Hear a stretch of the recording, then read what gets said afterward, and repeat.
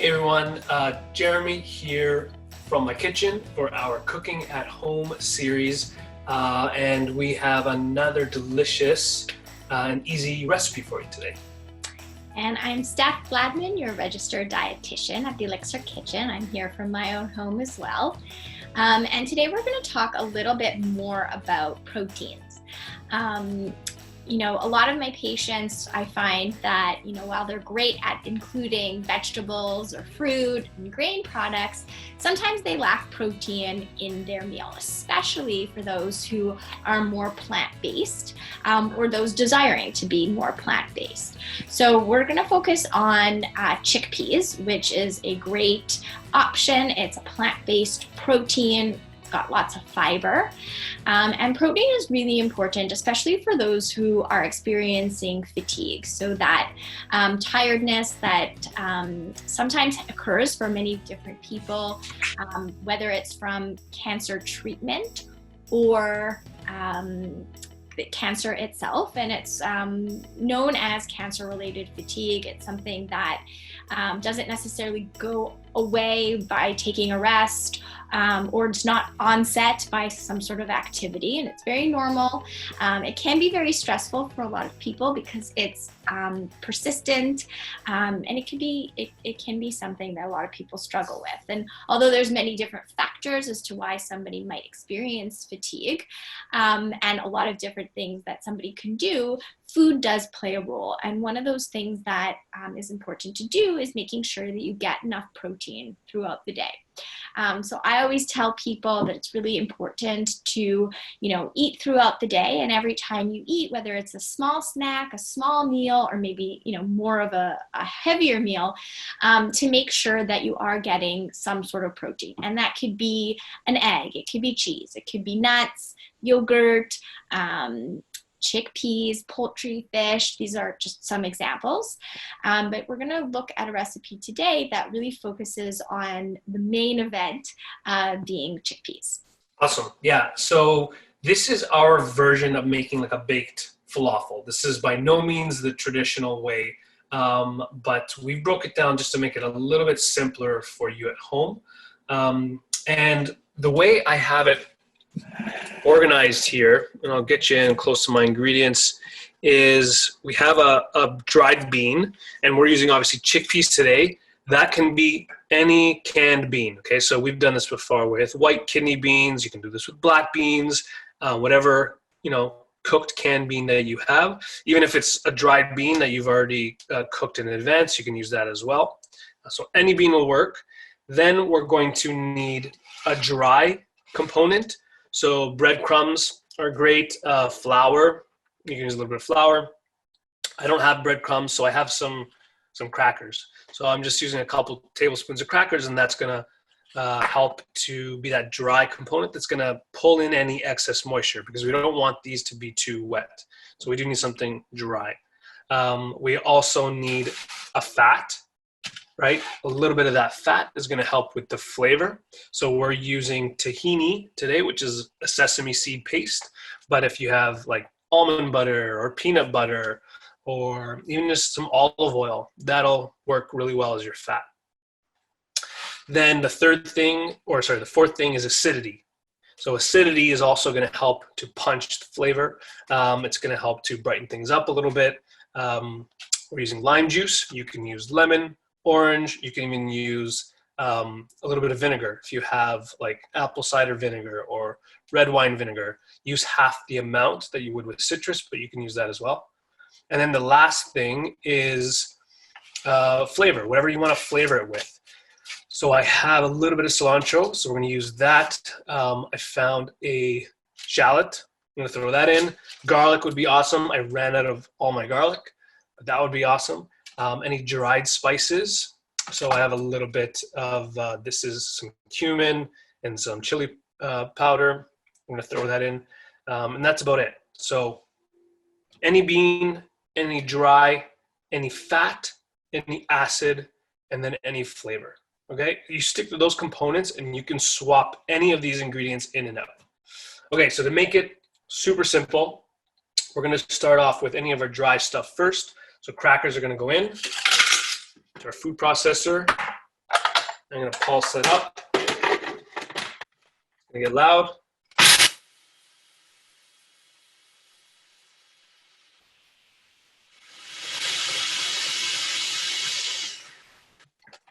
Awesome. Okay, so that's kind of like our breadcrumb. Then I'm gonna go in with anything that needs to be broken down further. So this cilantro, I'm just gonna tear it in half. I'll throw that in. And then this shallot, I'll just cut it into smaller chunks and put that in as well. If you have a garlic clove, again, this is the time that you would add it. Pulse it up.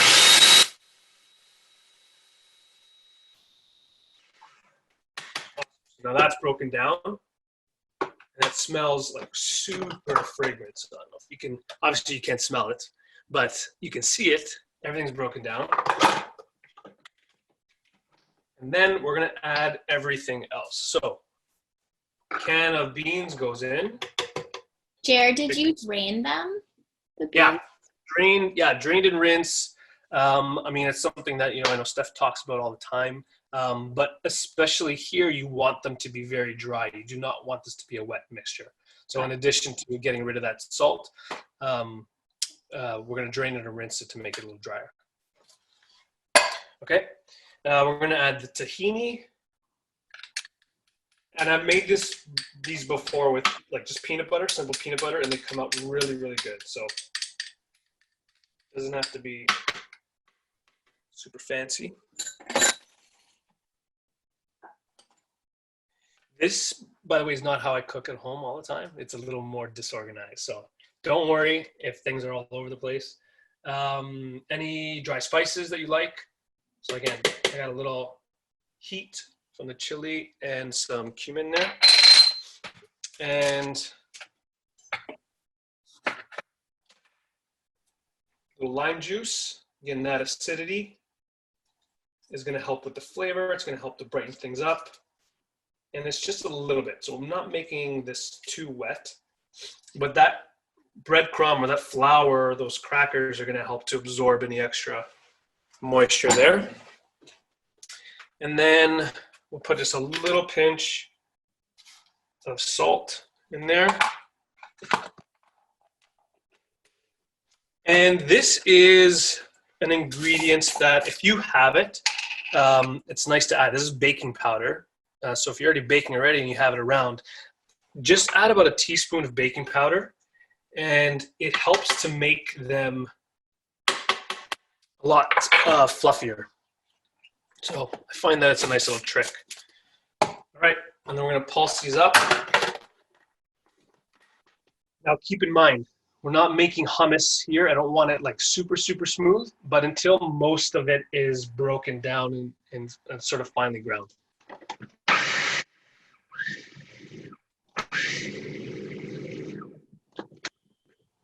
If you find the bigger pieces are collecting at the top, just scrape down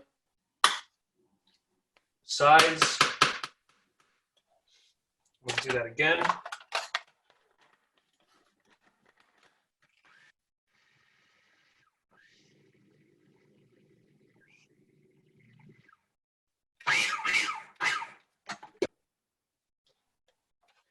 I'm going to do it one more time. If it's too smooth, the texture won't be interesting and it'll be a little pasty. Beautiful. Okay. Again, coming at you. I don't know if you can see that, but it has texture to it, right? It's not super smooth. Now, if you find that it's still super wet, the mixture, then just add a little bit more flour, a little bit more breadcrumb, and give it another whiz through just to absorb any of that excess moisture. But that's pretty much it. And now we're going to spoon it out onto a baking sheet. Absolutely line it with parchment paper if you have. If you don't, aluminum will work. In a pinch, I do find it does stick a little bit to the aluminum. So if you have parchment, that's best. And we're going to portion these onto our baking sheet. into small little medallion sized pieces. The best way I find is if you use a little ice cream scoop. We have one of those at our kitchen. I don't have it here. So at work we have it. Unfortunately, I'm left with just some spoons, so that'll have to do.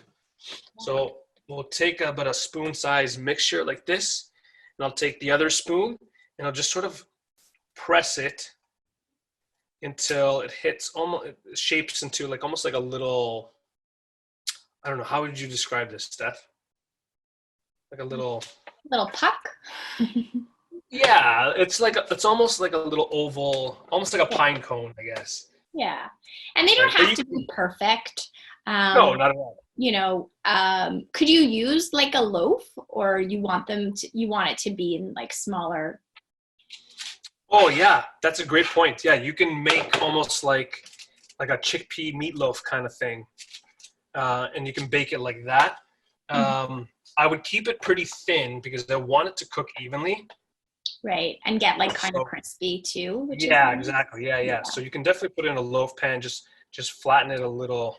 Yeah. A little thinner. But, and I was gonna say, like, it's really great. Like, there's no rules here. You know, Jared's making small bits, and these are great to, you know, have as a snack, something that's savory. You know, if you wanted to have this like 2 or 3, you know, at a snack time, that's totally great. I love to have them small because I add them on top of a nice salad in order, again, to add some protein to it. But you certainly can make it into kind of more of a patty. And if you wanted to have it like with a bun or in a sandwich, that's also a really great idea. So it's really up to you and to how you want to make them. I guess the smaller the better, because then you could kind of add more as you go. But this is a really great way to, you know, we always talk about cooking in batches, right? So this is something that you can do, store it in the freezer, have it on hand. You keep it on the fridge for a few days too. But so this is really great, and it is more of a savory option, right? It's a little bit more salty. It's not as sweet. So sometimes we think of snacking could be more on the sweet end, but this one is more savory. And when Jeremy cooks them, they'll have like a little bit more of a crisp on the top. So for those who appreciate a crunch, kind of craving that, this could satisfy a crunch taste or kind of action, mouthfeel. Yeah, and I mean, the flavor possibilities are endless. We've done this, you know, a handful of times in our kitchen. We've used, you know, some grated beets in there to give this really nice sort of red color. We put some carrot in there. Any herbs will work really well. So it's a nice like base recipe that you can change up and experiment with. I found sort of what we like in our house, and I stick to that because even though I like to experiment, maybe not everyone else appreciates it, but I think it's definitely an easy enough recipe that you can swap in some different ingredients there.